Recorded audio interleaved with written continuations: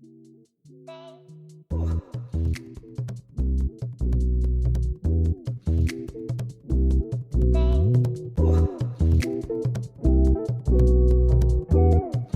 there, everyone. It's the Machine of Nonsense. It's episode 6. We're the only podcast. We're the only one that exists, and this is the 6th one that we're doing. Today, I'm joined, as always, by my co-host, Kayla. Hello. And Mike. Hey. And Tomas. Alright, so what we're doing is another B-side episode. We're gonna break down some news in the video game, movie, and TV world, as well as have a deep discussion on Judas and the Black Messiah. That just came out last weekend. We've all watched it, we've all felt it, and we're going to have a nice deep discussion. But we're going to start with the news portion, and I think actually we should start with kind of the most breaking news. Earlier today, we had a Nintendo Direct, and Mike was man on the street for that, so I'll have him fill us in on everything that happened. Yeah, it's been like 530 some days since the last big Nintendo Direct, so expectations were very high. Can you tell me what a Nintendo Direct is? So basically, Nintendo stopped doing like big E3 press conferences like 3 or 4 years ago, and they just kind of do these in-house directs, which are like just anywhere between 30 and an hour long presentations. They just cut a bunch of trailers together. There's usually like someone emceeing, usually a head of Nintendo of some kind. And this is the first one in a long time. They normally will announce some big things. A few big things today, but overall I was left unimpressed by it, unfortunately. But it was 30 things in total. Tomas, you watched it as well, right? Yes, sir. It was disappointing. Yeah, most of it games, some stuff like just DLC for stuff, but it opened with like it started off as like a trailer for like a Xenoblade game of some kind, which is like a weird JRPG series that Nintendo tries to force down our throats, and it actually turned into it was really anime, really like dramatic, and then all of a sudden one of the characters goes, "Hey, I'm in Smash," and so one of the new Smash characters is I guess one of the female protagonists, Pyra, from those games. So how many swords does she have? She can transform into Mithra. It's like a gold version of herself of some kind, and she's got a real big sword. So another lame sword character for Smash, unfortunately. Another Marth. Yeah. Essentially, it seemed. Then after that, like they just kind of rattled off a lot of smaller announcements. Fall Guys is coming this summer to Switch, so maybe that game will get a weird second wind of some kind. It kind of was a huge hit on PS Plus last year on PlayStation, and kind of came and went. We'll see if that comes back. I wonder if they missed their window on that. I don't know. I don't know what their player count is at all, but I mean, if you get Switch and maybe some kind of crossplay between Sony and Nintendo, probably not, but that would help. Another big one was they showed a new trailer for Monster Hunter Rise. Looks really good. Looks like a damn good Switch game, like visually. This looks cool. They introduced a lot of new monsters. It looks like there's like a weird base defending kind of mechanic in this one. Did it seem that way to you, Tomas, when you watched it? Looked like you can ride the monsters and use them to attack other monsters. Yeah, like I saw that in part of the preview. It does kind of look like more of a defense kind of thing, though. I didn't like how they opened up with a spider monster as being one of the new monsters. Creepy looking, man. It was pretty terrifying.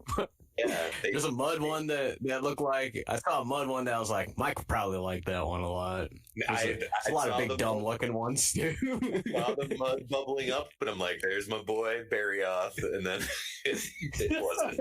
That's exactly where my mind went. I wrote new mud monster, R.I.P. Barryoth. So in my notes. Don't worry, we can make you some dumb armor out of it. Yeah.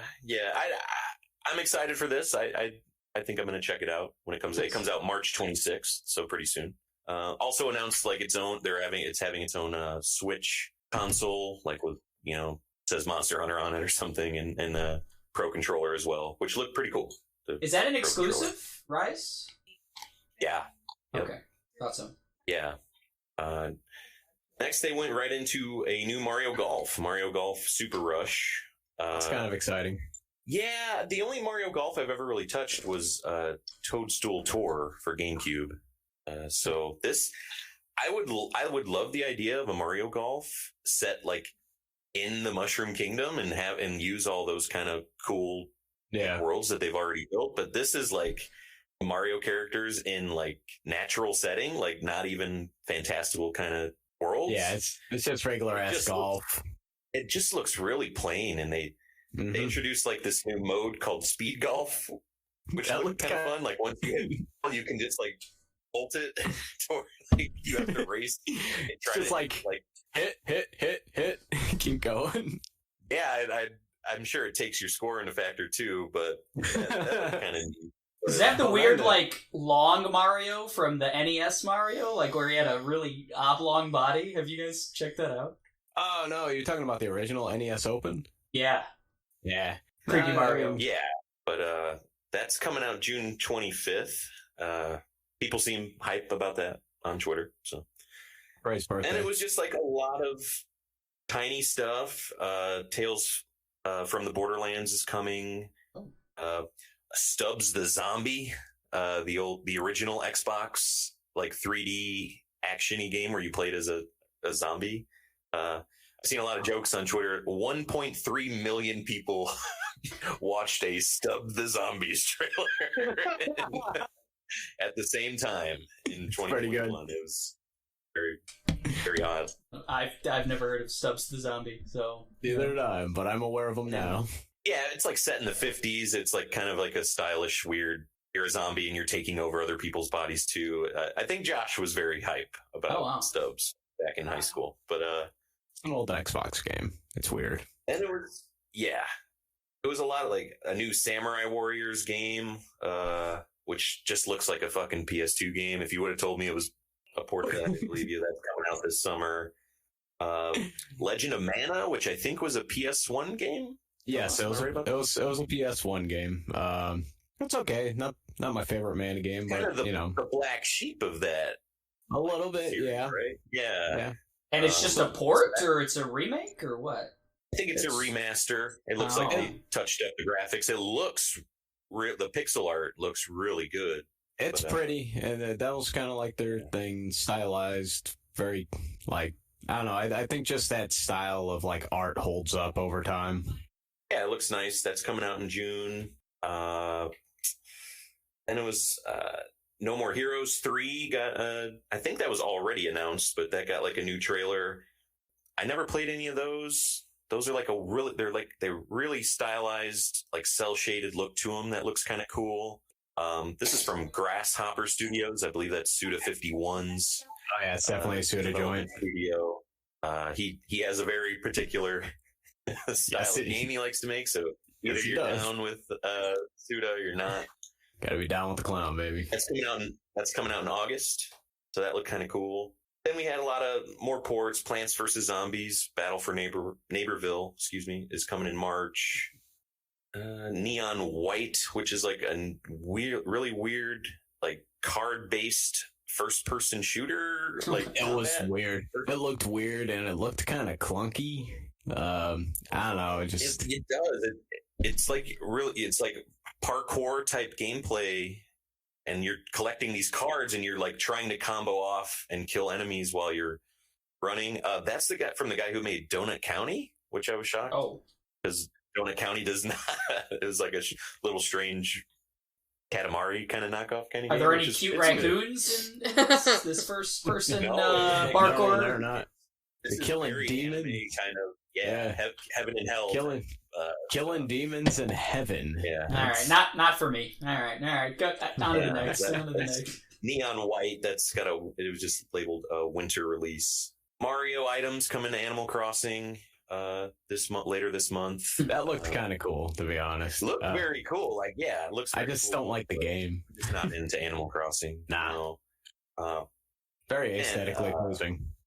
The beginning of this trailer, I was almost texted Aaron immediately because I thought it was like an expansion for Fire Emblem or something. Oh my goodness! But it's actually like a tactics RPG from the Octopath Traveler team at Square. It's a Square joint. It looks like Tactics. I thought it was like it looks like Tactics, like gameplay wise, with the Octopath Traveler like aesthetic to it. Final Fantasy Tactics. Yeah. Okay. Yeah, the original Final Fantasy Tactics with Octopath Traveler coat of paint. Yeah, I've never played. Yeah, it's beautiful looking. It looks really good. Wow. That was probably like my most hyped one out of the whole thing. Okay. Yeah, the title for this Project Triangle Strategy. Yep. Okay. Working title. This working title at the bottom. Which means it will be the title. Probably it'll be a month before release, and they'll be like, "Man, we forgot to name that shit." What did we say it was? Have they consulted Phil Jackson on this? This is it's a little... I saw some Phil Jackson memes already on Twitter. I think it's Michael Jordan's birthday today, actually, and and they're reintroducing the triangle offense. Okay, I get it. It's come full circle. I get it. Happy birthday to His Airness. But wow. Yeah, that looks cool. That's slated for 2022, which they said they were only going to talk about 2021 stuff, but they talked about a few things. Multiple 2022s. Time works differently in Japan, you know. Absolutely. Demo available for that today, right now. So yes, might check that out. Same here. Then they showed they announced like a Ninja Gaiden collection, those PS2, Xbox super hard ones. Gaiden games. Yeah. Age of Calamity, the Zelda Musou game, is getting an expansion for $20. Apex Legends is coming to Switch finally. Oh, okay. March 9th. Missed the boat. Looks real bad. Like, just... It's the Switch, man. I know, but it looks noticeably bad. Like, I don't know why they go that. Unless Nintendo's so you can play on the go, man. Very just washy textures over everything. Yeah. They got some time. Maybe they'll clean that up. I don't know. Polish that turd. Hades, which was like, Game of the Year contender. I think we'll talk about that. Physical release. It's getting a physical release, so they announced that. It's getting like some cool art book, and you get a soundtrack and shit with it. So good. Nice. They had a really weird trailer for a Star Wars game called Star Wars Hunters. It was just a really quick, like 15-second thing. I guess it's going to be like a free-to-play online 1v1 competitive game. Must have went to the bathroom for that one. I don't know. Yeah, it was really fast. It was a blink and miss it kind of thing. And these directs always have like in the middle here, we're going to throw 20 things at you really fast. Lightning round. Smaller kind of announcements. But this is the Josh joint coming up here. It's called World's End Club. It's from the makers of Danganronpa. Yeah, that's the Danganronpa. Yeah, the No Escape games, which are like these kind of graphic novel, mystery thriller type games. Josh is into those a lot. That comes out in May. This one had like a weird side scroller aspect to it too. I don't know if he'd be down with that, but it looked interesting. It had a weird look. Yeah. Then they announced Saga Frontier Remastered. It's an interesting one. Yeah. Really weird PS1 multi kind of game that they're remastering. There's a robot in it. Yeah, Aaron and I played at least the sequel to this in middle school, and it was not good. So I think he might be excited to try the first one out. With like the Legend of Mana and Saga Frontier, it's like, why can't we play like Vagrant Story and Chrono Cross and some of these other like great games on modern stuff? But yes, these are very obscure games. Yeah, very much. Maybe like a Parasite Eve or something. Give us something better than these bottom of the barrel kind of Don't things. tease me, baby. Dino Crisis. Yeah, right. Dino Crisis 2. Oh, Capcom will get around to that, I'm sure. But re-release. Yeah, they showed another trailer for Bravely Default 2. That looks really cool. That comes out later this month. Kind of an old school throwback RPG, similar to Final Fantasy 3 with their job system and stuff like that. And really, this is kind of the end of the show. They have Eiji Aonuma, the producer of Zelda, like the man. And the man. Thinking, oh man, here it comes. Breath of the Wild sequel news. What's going to happen? And he basically just says, you're probably expecting me to tell you about this awesome game you love. But no, we're going to talk about that later in the year. That's going to be E3 stuff. Yeah. And so then he just goes in, he announces the Skyward Sword HD remaster. I kind of spoiled that a little on the chat. Released on Wii in, I think 2011. It's been 10 years. This for me is my least favorite Zelda that I've ever played. The pacing is terrible. It looks bad. It does not have a cool style to it. There are some cool stuff. There's some really cool dungeons in it, but the things you have to do to get to those dungeons in between, man, I just remember it being just a real hassle. And it all used the Wii gimmick, right? You had to use the Wii Emote and stuff. Wii Motion Plus, which was like an adapter you would buy for your Wiimotes, and it would give it like even more fidelity. And it worked fine. I remember it. I did not care for it. But actually, they announced they're going to do button control options, so you won't even have to use, which kind of sounds kind of cool. You'll just have to use the direction on the stick with your strike. Like if you press the Y button or something, and then it'll make you do the strike that you want to do. Okay. Which could be cool. Series of Joy-Cons coming with that as well. That looked really nice. Pretty cool. Yeah, they look pretty nice. Cool Hylian Shield. Hylian Shield and Master Sword one. Yeah. And that's coming out July 16th. Was really hoping, it's going to be Zelda's 35th anniversary. I was really hoping for some kind of collection, like a Wind Waker plus Twilight Princess collection, or Pie in the Sky, put all of the 3D Zeldas in one thing. But this is what we're getting, It's going to be $60 for Skyward Sword. Re-release the 3DS ones. Fuck, It's like... Sure, yeah. I would have taken those. Yeah, I would have taken, like, Phantom Hourglass and Spirit Tracks. Spirit Tracks over that bad boy. Yeah. It's like the other panned Zelda game. So they at least tease that more information is coming on Breath of the Wild 2, then? Yes. He did, yeah. And that'll probably be a summer type direct, I would think, to announce their fall lineup. And fingers crossed, hopefully we'll be playing that sequel in the fall. Their last but not least thing was Splatoon 3. Oh, okay. Yeah. I don't have a lot of. I didn't play Splatoon 1 or 2. I like Splatoon. I like the idea of it. I like the look of it, the style of it. The music all seems really cool. And this seemed to have like a more of a single player aspect to it as well. That's far out as well at 2022 for that. So yeah, and that ended the show. It was kind of underwhelming, to say the least. Just a bit. I was hoping for a Donkey Kong announcement. So I think like Donkey Kong's like 40 years old this year. Oh wow, yeah, you might be right on that. I don't know what they Retro Studios made the last two, which I liked a lot. Donkey Kong Country Returns and Tropical Freeze, but they're taking over for Metroid, and no Metroid news. People want a trilogy for that as well. Those Metroid Prime games didn't get announced. No new news on Metroid Prime 4, so we'll see.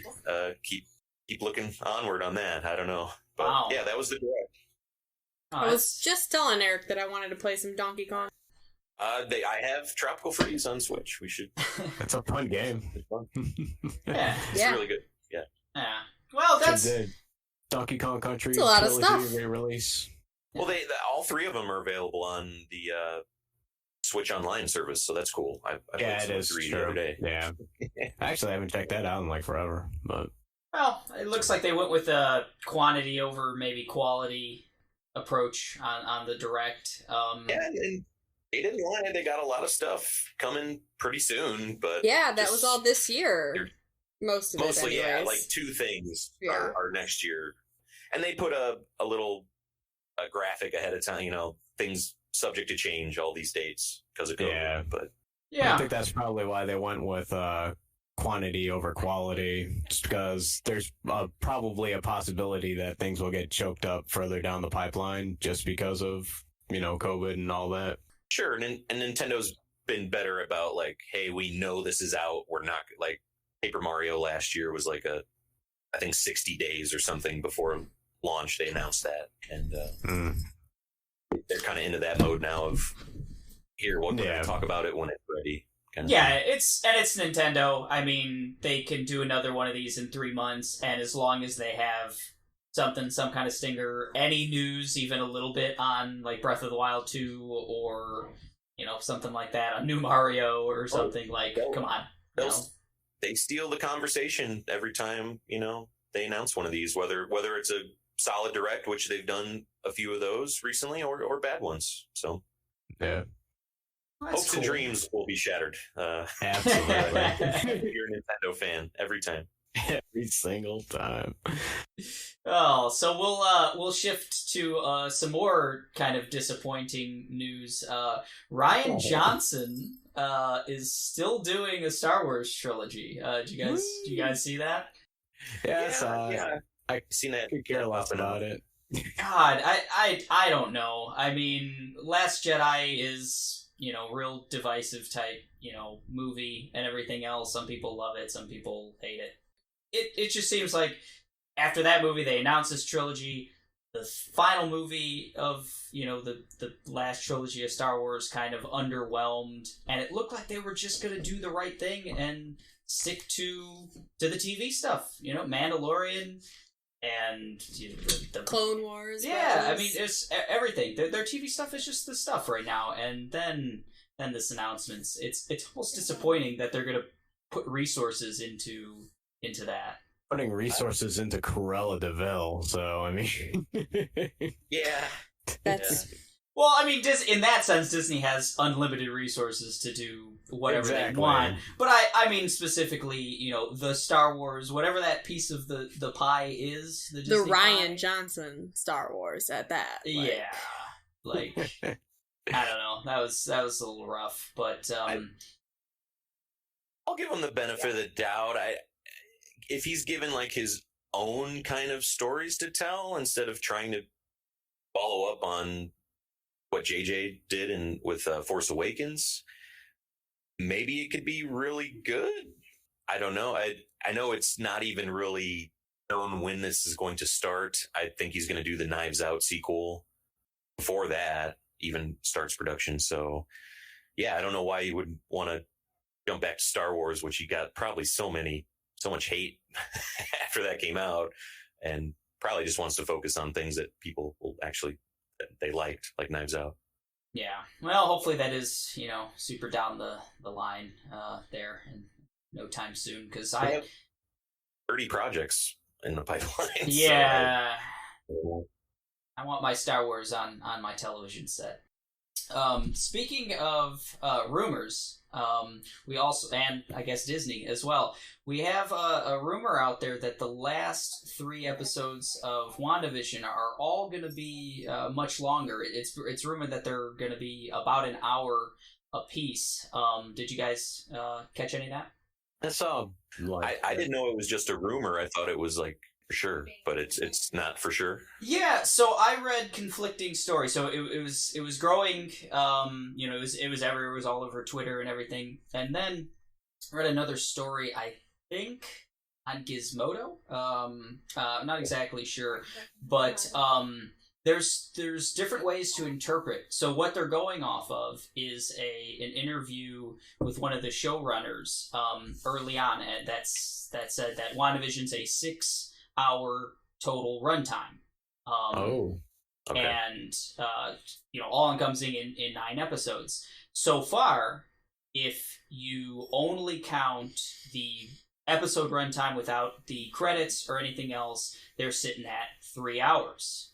Okay. So you just do the math. You got 3 extra hours. You got 3 episodes. That's an hour apiece. Pretty simple. This isn't a math podcast. Yeah, but just by saying that, it's a 6-hour thing, I wouldn't include the credits.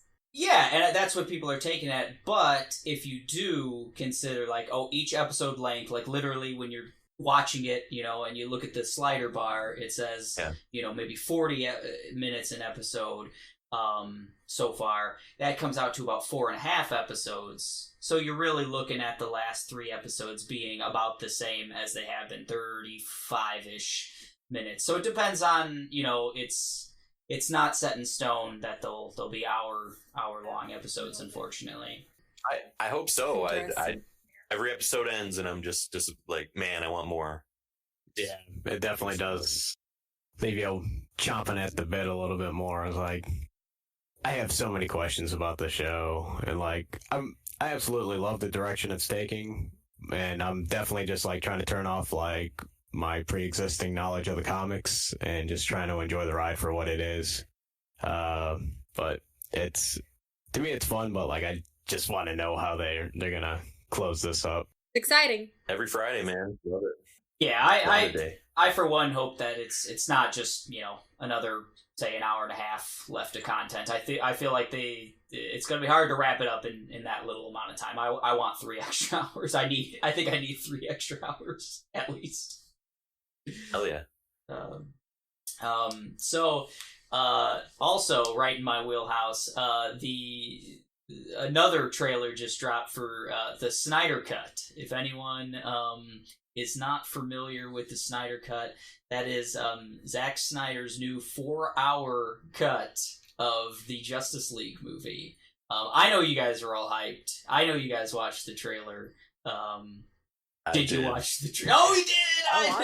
I didn't know if you guys would watch it. Sole purposes of this podcast is the only reason. Yeah, Snyder Cut. Yeah, absolutely. It's whole lot of Schneider. Yeah, no contrast. Batfleck. That's the only reason I'm gonna watch it. Because I had such high hopes. I thought Ben Affleck, he's gonna be a perfect Batman. And then I don't know, do we call it the original Justice League? The first one? I don't know what to call it. The not Zack Snyder one. I was very disappointed. I hated it. So I'd like to see him do more. That's the only reason I'll watch it. But 4 hours? God, it's longer than it's the going to be in Englishman. sessions. I really or Irishman or whatever the fuck that movie was. Scorsese. Yeah. That's the sequel, The Englishman. It's 2 damn long is what it is. There's fewer potatoes, but it's need to okay. go back to the HBO made for TV movies where they make it 2 things. What were you saying, Mike? I really enjoyed Man of Steel. I really enjoyed Batman v Superman. Thought they were pretty fun, chill things. I liked them a lot, and I heard how bad Justice League was, and I was like, no, everyone hates Man of Steel. Everyone hates on all these other movies that I thought were okay. And man, Justice League is garbage. Fucking movie. Really bad. Have any of you seen it? No, I have not seen it, but it looks like they try to put the carriage in front of the horse. So they've constantly been just trying to catch up to the Marvel Cinematic Universe. Imagine if Avengers shoved Thor 1. Yes. Fucking Cap and all those movies within try to do it and within 20 minutes try to like bring this group together. It's a bizarre movie. It's really bad. I don't think adding to it is what needs to be done.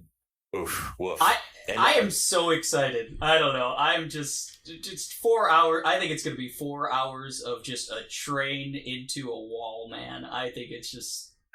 I'm excited. Breaks. Joker reveal at the end of the trailer. Yeah. I don't feel too crazy about that either. It's like they're going to team up with Joker. I mean, well, that was in Justice League. There was like these Batfleck would have these weird dreams or of the future of like an apocalypse coming, like Darkseid kind of shit, and it seemed like Joker was a part of one of those kind of visions or something. So I have no idea whether he was meant to be anything more than that, a cameo. Yeah, he looked different and everything in the trailer too than the one that was in like Suicide Squad and everything else. So. Oh, I hate it. Yeah, it looked like yeah, he was Smarma, right? Or Sparmy? Sparma, little thing. Justice League worse than Suicide Squad. Worse than that. Wow. Boy. Oh boy. And Suicide Squad is so I'd have to watch them both again, like I'm gonna do before the Snyder Cut. Don't! Oh my god! I won't be a part of that. Yeah, I know I don't like it. Down, man. I got too much self-respect for myself today to do that. So when they're all in the Criterion Collection, you guys are gonna be real sorry. Real sorry. Gonna have to miss that one. Oh boy. So we started this podcast just this month, early February, so we didn't really get into any sort of game of the year conversations. And South by Southwest actually just announced their nominees for Game of the Year for last year. So because of the weird year, I think, everything pushed back with the pandemic and everything. I think that's kind of what you're experiencing. But, their nominations were basically the same as most media outlets. So you had Doom Eternal, you had Ghost of Tsushima, you had Hades, you had Ori and the Will of the Wisps, and you had The Last of Us 2. I'm a little surprised Animal Crossing didn't make it on there just because of the impact, like how huge that game was last year. So popular. But yeah, I think it's pretty much Hades, right? Is going to win this, right, guys? I mean, it seems like that's kind of swept most awards. I put my vote. I believe it's the so good voted award. So, I hope Hades wins. I want that studio to have as much success as possible. Been following those guys for a while. Yeah, wasn't. Yeah. Oh yeah. F7 remake was it left off as well? Oh, you're right. Yeah. No Final Fantasy VII remake. Yeah. Okay. Yeah. So, that's I guess the other surprising one. It's only 5 games. Yeah. RE3 remake. I think the Game Awards maybe had 6 or 7. I think Ori wasn't on Game of the Year for them. I think that's Ori, the other outlier. I think you're right. Yeah. I'm Doom Eternal is a little big pick. I don't think that game had much runway. I mean, I don't think people really resonated with that game. Apparently it did. I remember there being kind of a tepid response to that game, like due to length or other problems that they had with it, pacing issues. But I guess it has an audience. People dig it. Like that 2016 Doom. Yeah, 2016 Doom got a very good reception, but yeah, I felt like most of what I heard was just like, oh man, this is not more of 2016, and we wanted more of 2016 Doom. And sticking in the video game realm, Valheim, a game that Ryan actually brought up, I think on one of the pods, or at least in one of our internal discussions. I had never heard of it. Yeah, and apparently it's just breaking all kinds of Steam records. Concurrent players, most downloads. It's still in early access, like a beta phase, but they're getting millions of players. It's pretty wild, especially because it's a survival game, and it's kind of a low res Viking aesthetic. Have you guys seen much of the any of the trailers or any gameplay of that? Just heard about it through other pods that I listen to. Sounds neat. Sounds like there's a lot of like systemic kind of cool things going on with weather and fire and the survival aspects of the game. It sounds pretty cool. Fire.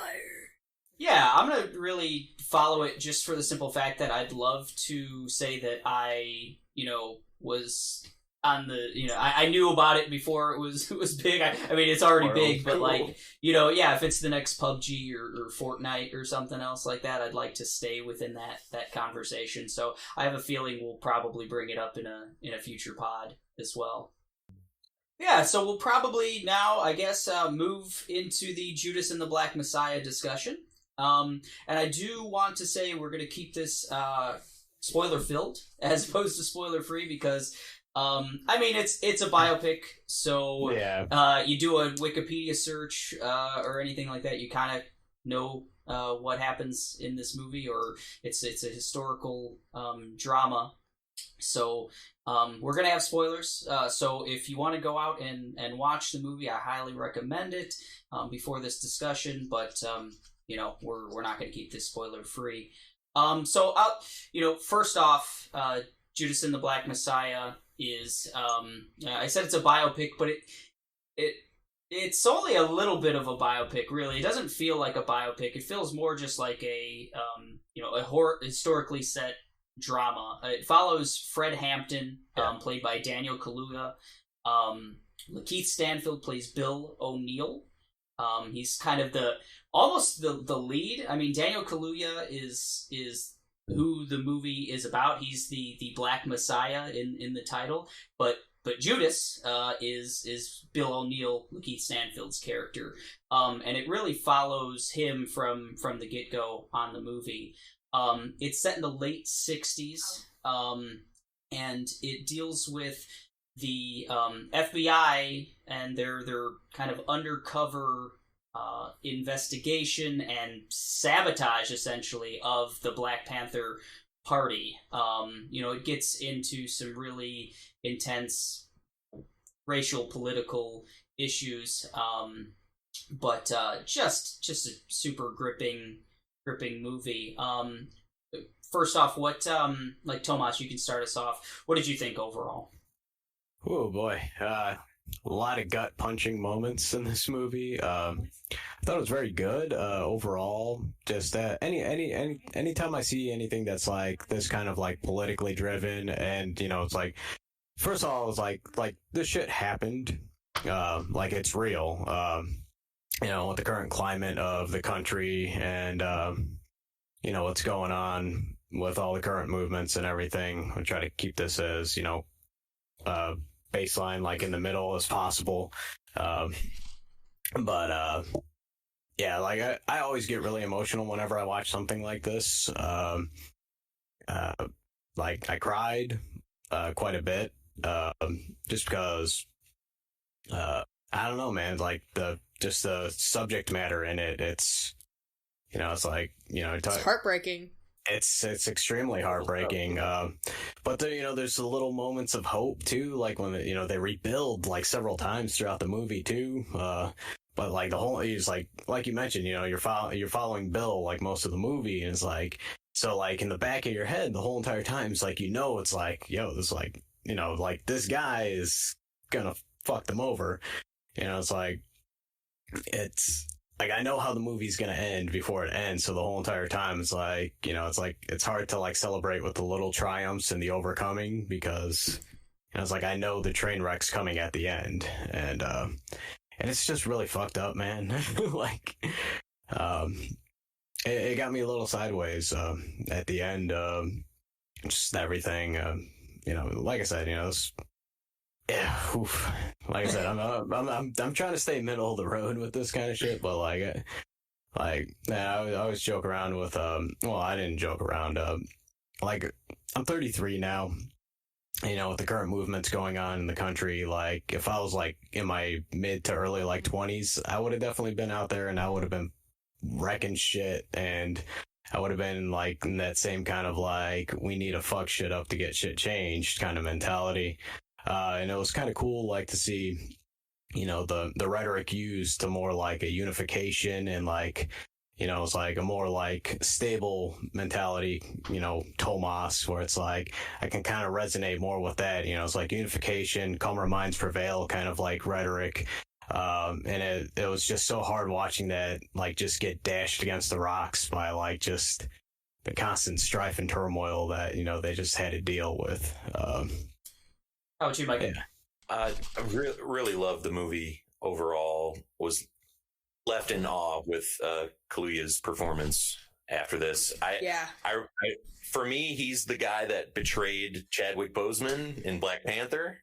So I'm like always kind of like, man, I don't like this dude. I just don't like him. But he shrugged that off in this. He's any scene where he's giving a speech in this movie, you're there. You're in like the late 1960s. You're at a rally. You want to like follow this man to the ends of the earth, and really impressive stuff. Lakeith too. You get a different side of the coin with a man that's just out for himself and but still knowing that he's doing something so terrible. Oh yeah, and he's inching closer and closer to this inevitable thing that he's got to be a part of, and really powerful stuff from him. And Dominique Fishbank plays Fred Hampton's I don't know, I wouldn't say wife, but she has his child in the movie, and she gives some really powerful stuff too. I'd like to note on that. She actually wrote the poem that she reads to him in the bedroom. She's actually a poet. It sounded so. Oh yeah, yeah. It seemed like she came up with it on the spot. It's a really great scene between her and Kaluuya. Yeah, I agree. I think Daniel did a great job. It was just so captivating. Like you said, every time he was giving a speech, I was in. I was like, yes, I want to be there with him doing this. Yes, I thought that the whole time you guys were talking. Yes. It's just so moving, and it's heartbreaking to know that, like, yeah, there were people out there doing that right now. And that was in the 60s. That was almost 50 years ago. And we are literally still doing that. It's just really sad. Yeah. Something that I didn't know that he was that young. The Fred Hampton's character, for real. Yeah. Didn't know that until the very end when they give that little part. I wanted to talk about the end as well because they show you the like true footage. What is his name? Not Fred Hampton, but Bill. Bill O'Neill. Yeah, and he's like, "Oh, I'll let my son decide for it. He's gonna watch it. He's gonna see it. He's gonna see it." And I'm sitting there the whole time like, dude, no, like you are like, no.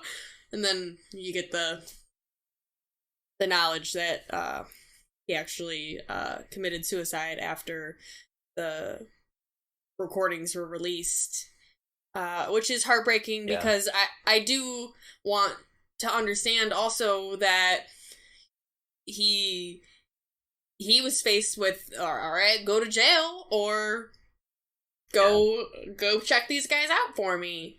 And I think he's a victim in this as well. He is, and I think that he did truly also get captivated, and I think he also believed in it, but he was trapped and threatened. And the names are escaping me now, but Matt Damon's stuff. No, Jesse Plemons. Jesse Plemons. Yeah. Yeah, he plays like the FBI agent who kind of steers Will O'Neill into infiltrating the Black Panther Party, and he does a great job as well. He does some sinister stuff in this. But I wanted to punch that fucker in the face so hard. But I don't think that he was racist. Yeah, so I do want to. So we did get a little ahead. I should have started by saying so. The whole movie starts with Lakeith Stanfield's character Bill. He has been impersonating an FBI agent.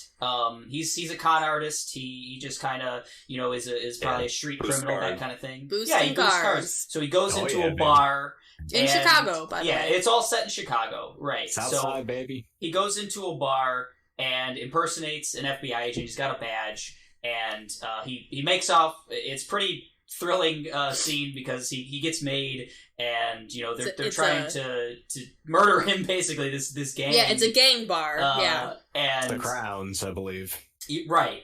So yes, he gets out of the situation until he gets pulled over by the cops, and then Jesse Plemons is introduced. He's an FBI agent, and at that point he blackmails him. He says, "You're going to go away for I think it's like 5 years or something." It's actually a fairly 18 months and then a 5-year stint. So 6.5 years total. Yeah. I would say. I don't want to do that. So I mean, it's kind of small in the grand scheme of things of where things go, but in that moment, it's 6+ years that he's going away. He knows, being a black man, there's he's got no chance. Yeah, it's an FBI agent that he's talking to, so he skinny little pretty boy too. He says, whatever, I'll do whatever you want, and it just ramps up from there. At first, it's just he's kind of keeping tabs on. Yeah, he's just on collecting intel. Yeah, Fred Hampton's the leader of the local Black Panther Party,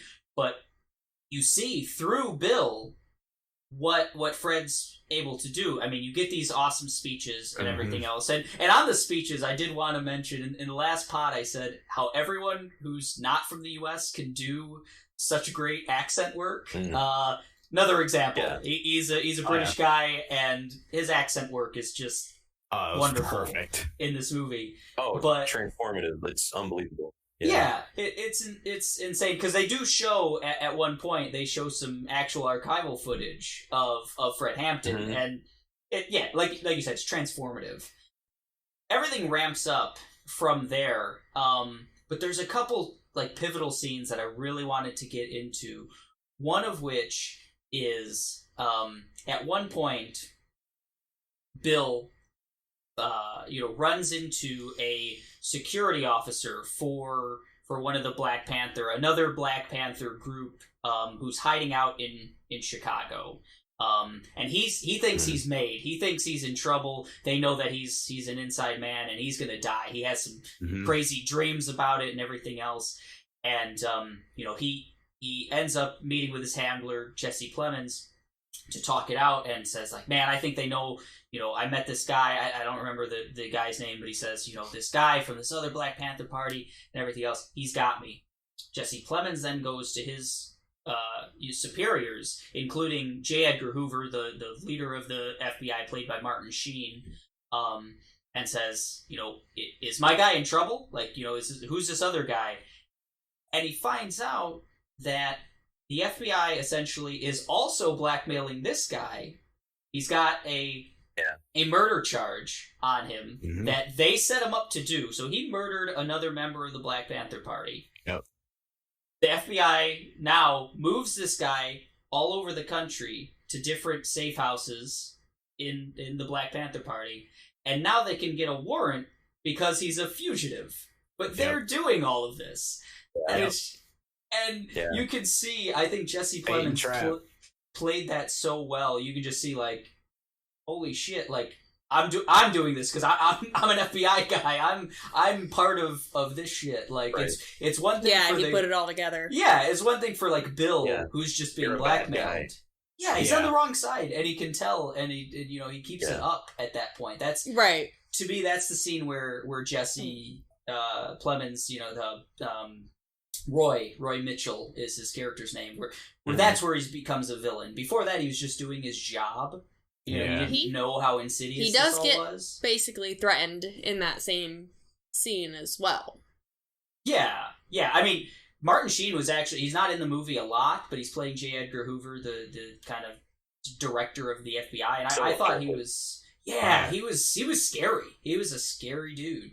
Yeah, that line where he says, is like, if we send him to jail, it's like, he'll become more powerful than he is now. Like, he mentioned off a couple other people who, like, wrote books or, they get put on a pedestal because, it's like, they become, this bigger than life thing.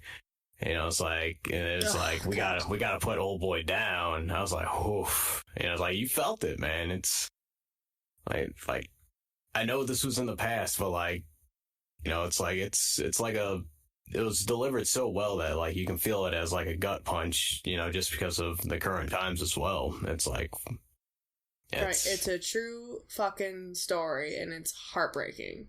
Yeah. How did you guys feel about him? Fred kind of just dies off screen. Essentially, you don't really get a moment to really see that happen. It's all just a really fast, like, kind of, there's a big raid on the headquarters or just maybe his apartment, and many members of the party are there, and there's just a lot of flat, like, you just see shotgun flash, just gunfight, and you see Dominique Fishbank just kind of cradling him, knowing that he's dead. How did you guys feel about that? I think they did an excellent job using the other people in the room to portray what was going on. Yeah, watching Dominique, like, you're watching her the whole time that Fred is being assassinated. It was really emotional. Yeah, I think they actually kind of center her at one point while the final gunshot is going on, and I think that played really well because near the last third of the movie, there's a lot of conversations between them about he's kind of ready to die. He said it, he set it up on stage. He said it to her in quiet moments and stuff. He kind of knows what's going to happen, that he's going to die for the movement and everything else. And there's several really good moments between them that, she says, but you don't have to. And even actually right before he is going to be assassinated, I think the night of, all of the head members of the Black Panther Party get together, they raise a bunch of money, and they have a plan to get him out of there. He probably could have, gotten out of the country or, fled. Algeria or something. They talked to Cuba, Algeria, Cuba. Going overseas, starting the movement in Europe. So, I think with her giving him that out and everything, and I think everyone else probably would have too. I mean, they raised the money. They said, hey man, you can get out. And then, like you said, that last scene kind of with her and all the other people too who were being shot up and everything else. Yeah, I think that was so effective. I mean, how could they have not killed everybody? There was over 100 shots fired. So why would you have witnesses alive? Yeah, I think it just speaks to the power that they had. It didn't matter. It just didn't matter. I guess that's true. Yeah, there were 3 or 4, or I don't know how many, maybe a half a dozen people who, survived that shootout and could have said, hey, they just came in here and, assassinated this dude. And it doesn't matter. No one cares. Yeah, I guess that's true. I think one shot is one shot was fired back the other side, and that was enough for them to pin, attempted murder on all these survivors. Yeah. And but it went to court. It was the longest civil court case in history. It lasted 12 years. Settled for again. How is that possible? $1.2 million. 1.2. Yeah, 1.2. And another scene that I wanted to talk about was when they're talking about getting Fred out of there. Bill is there, and this is the moment where Bill is told to drug Fred Hampton, and Bill looks fucking sick, man. He was shaking, handing him the cup, And I just wanted him to, like, I wanted so bad for him to just, like, confess. And I don't feel like Fred would have been mad at all. I feel like he would have been totally understanding. Yeah. It's like, and when you think, out. Yeah, when you think about the age of these men too, it's like we mentioned that, it's like, yeah, they were young, and like I feel like towards the end, it's like there were points in the movie where I was like, man, Bill, you're such a son of a bitch, dude. Like you, but then like towards the end, it's like you realize it was just old boy got played, like yeah, he was just trying to get out of some jail time.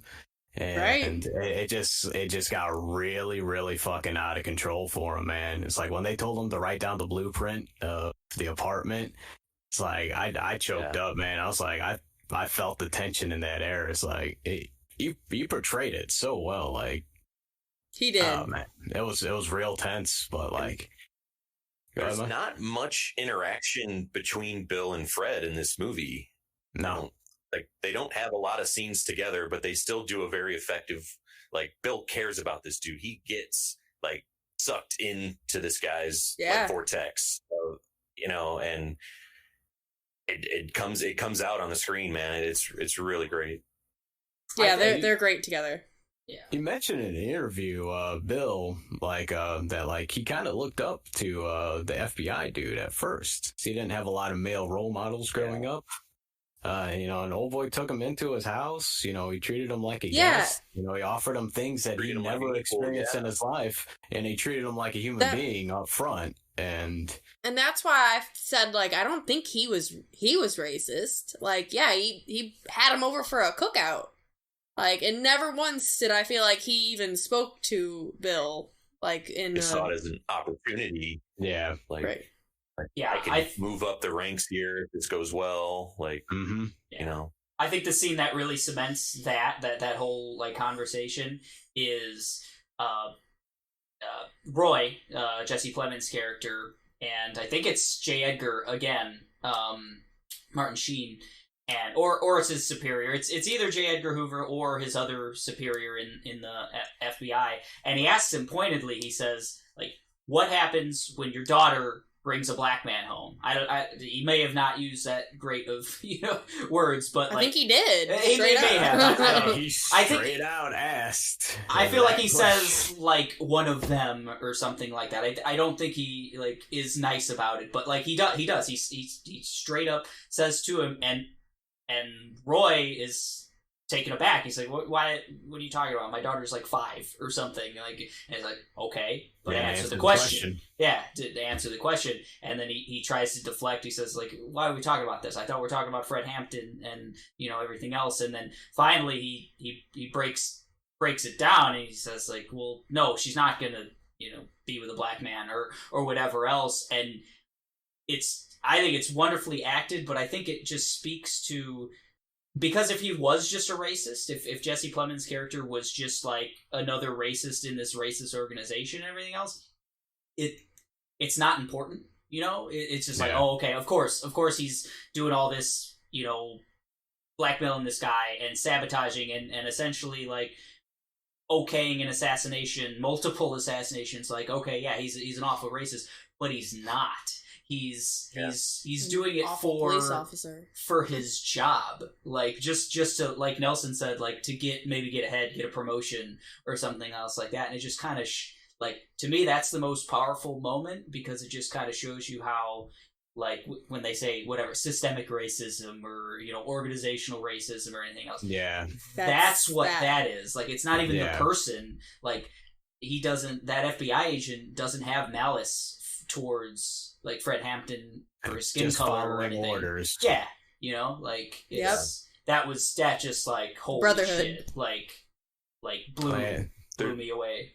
They had a whole set of trials after World War II about that. Sorry, Kayla brought up. No, you're good. Kayla brought up how Bill kind of sees Roy as like a father figure. There's a scene early on where Martin Sheen is barking these orders, like, demonizing Fred Hampton, and you get the kind of sense that Jesse thinks of him that way. Jesse Plemons, like, yeah, I believe in this guy. Power.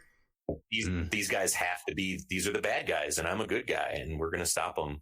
He definitely flips on those later on. Yeah. Yeah, you can, I mean, it happens. It's unfortunately so easy for something like that to happen to every one of us, just to be victim, to be played and victimized, and it's sad.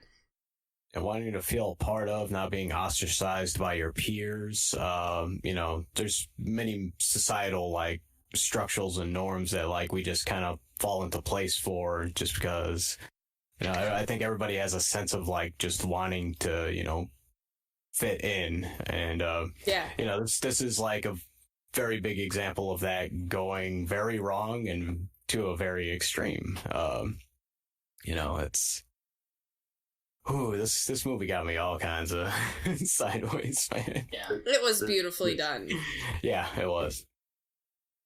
The scene that really got me was one of the junior members goes out like on a killing spree almost. Like he goes and hunts down, like he's just going to try to kill as many cops as possible after his friend is mysteriously like dies in the hospital, even though it's known like he was murdered by the police.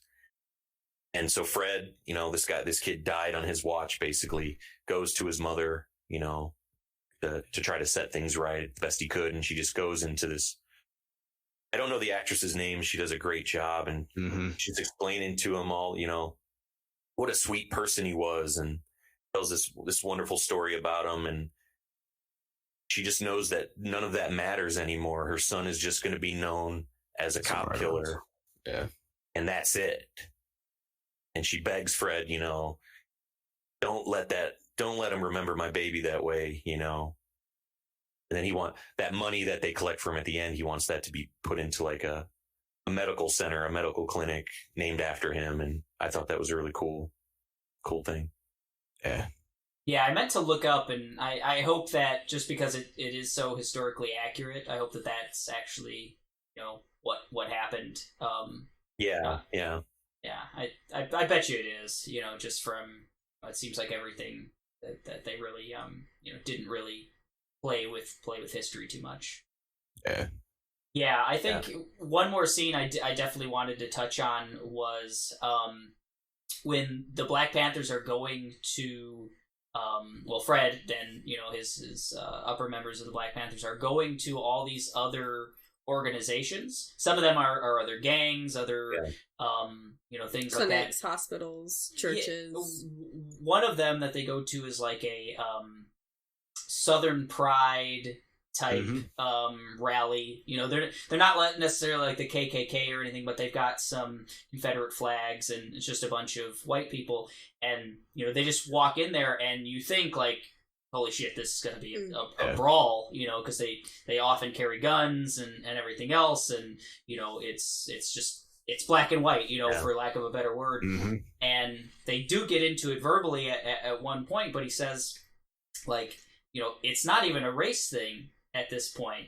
Fred does, like, I'm in the same position as you, because that is one of several of them get up, several of the white people at this meeting get up and say like, hey man, I never owned slaves or whatever. My family's poor, whatever, we're immigrants, we're just like trying to live the same as you. And he's like, yeah man, I get it, like, yeah, we are all in this together, like, yeah, the cops or whatever that will shoot me or not put me in prison or whatever will do the exact same thing to you. And the government that is not in your best interest or feeding you or keeping you safe, it is also doing that to me. Like, yeah, we are the same.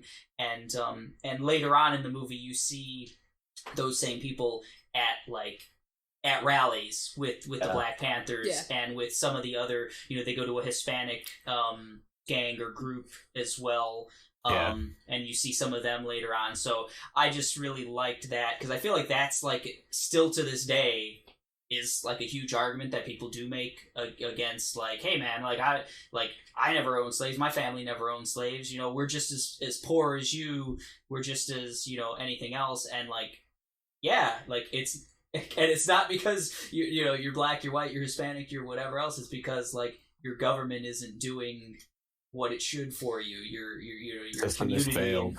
The system has failed. You know. Yeah, and that's what like Fred Hampton's like. We'll feed them. We got a clinic. We got a food pantry right here. Come on down. Like they did do a lot for the community, which is beautiful. To me, I think that's what like stuck out the most for me is that like he wasn't, you know, it's like it's easy to speak flowery words on a pedestal and get people motivated and whip them up into a flurry, but like to actually put action behind those words, to unify a community in such ways. I believe they were calling it like the Black Panther like rainbow like party like kind of movement. Rainbow Coalition, yeah, Rainbow Coalition. The idea was like, you know, like what you just touched on, Eric. You know, it's like the system fucks over, you know, anyone who doesn't fit the mold that the system wants to, you know, if you don't fit in, if you're not the correct shape, for him. Yeah, I feel like and it's like I don't know, it's like I was at those parts of the movie, you know, I was right up there, man. I was cheering. I wanted, you know, it's like God, I wish there could be that kind of like unification. I wish there could be that kind of like. You know, it's not so much like, you know, I don't want to go out and just start, you know, killing cops and flipping tables over or anything like that in any of that regard. But, you know, it's like there's a lot wrong still, you know, it's like Kayla mentioned, you know, this was 50 years ago and like we're still talking about these issues today. You know, there's a lot of work that still needs to be done. You know, my father grew up during race riots. He's only like 64. Right. You know, it's like, we've lived through race riots. Yes, we've lived through race riots. Yeah, just like a month ago. Well, it depends on whose rhetoric you want to spin on it, but, you know, it's like, and that's the thing, it's like the rhetoric battle and the media and like everything, you know, they spin it in however direction they want to, and, you know, it just further divides us in like any kind of like unifying cause that we can put together. It's sad. It really is. This movie, like, just kind of like, I don't know, for me, as you know, I thought it was a wonderful movie. But yeah, it's like, this is like the perfect example of like how disappointed I am in like where we're at still.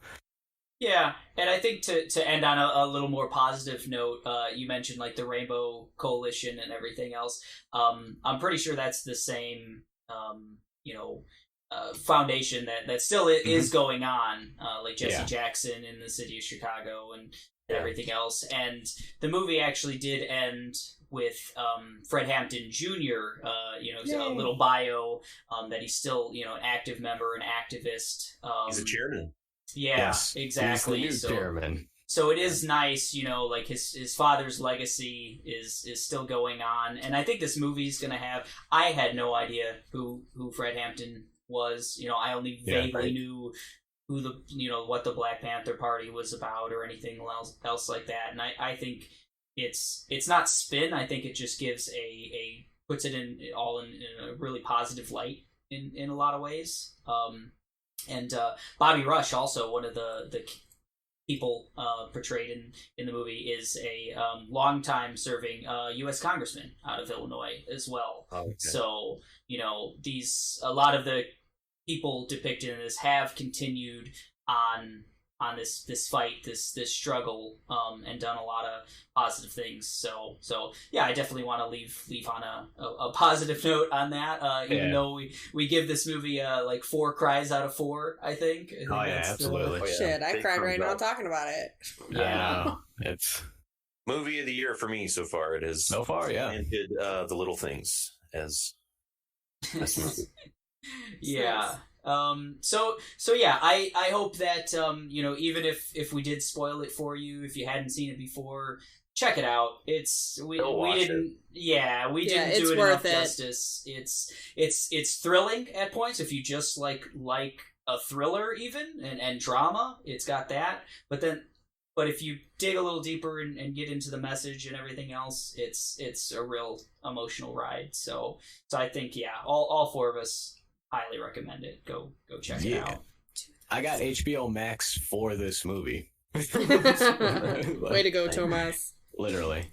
Good call. Good call. I did it for Disney's Witches, so I think. I mean, I watched Hot Fuzz afterwards to cheer myself up. But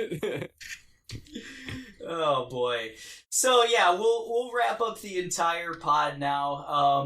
But what I do want to mention is episode 7, which we'll be recording a little bit later. This is going to continue on theme of episode 3 and 5. In episode 3, we made a draft of upcoming video game adaptations. In episode 5, we took some of the worse of the upcoming video game adaptations, and we did our own elevator pitches on them. And in episode 3, what we want to do is we're going to reboot some previously done adaptations. Did I get that episode wrong? It's episode 7. Episode 7. So in episode 7, as I was saying, we're gonna redo episode 3. If you downloaded it, yeah, get rid of it. It doesn't matter. So anyway, so 3, 5, those happen. Go listen to them. It's great. Episode 7, we're gonna take some previously made video game movies, pretty much, because that's what has been done, and they're all pretty bad, and we're gonna see if we can reboot them and pitch something a little bit better. So that'll be episode 7. That'll be hitting a little bit after this one, but as we always say, please like our social media posts. Subscribe to the pod. We just went over 220 downloads, so that's great. But nice. We need to do more. We also just got some our first Irish listener. So we've now had Ireland, Indonesia, New Zealand, the U.S. There's one more that is. I'm sorry. Baby. Yeah, we're intercontinental, baby. Germany? Germany. I don't think I said Germany. Yeah. So we're worldwide. Yeah, we're worldwide, baby. Fun fact for our Irish listeners: Eric and I got married in Ireland. Yes. So we love Ireland. Just the Barney Stone. Yes. We did. So. Red hair. So thank you everyone for whether you're from Ireland, Germany, Indonesia, or the US. Thank you all, and here's to our next 200 listeners. Say goodbye, guys. Goodbye. Ta-ta. Bye.